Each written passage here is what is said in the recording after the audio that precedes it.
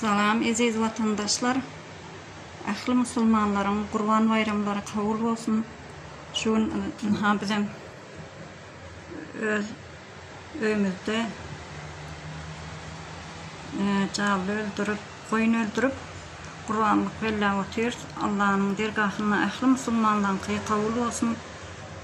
Hemişe öz yurdumuzda bellemek nasip etsin. Indiki yılam taze Türkmenistan'ımızda ahli vatandaşlarımız olup iş bellemek nasip etsin. Allah kabul etsin hemmeninkini. Şu naharları pişirmek bilen men Türkiye'de vefat olan ahli vatandaşlarımızın ruhları şad olsun. Onların ruhları hemişe şad olsun. Yatan yerleri yaktı olsun deyip şoların ruhuna şu naharları pişirdim.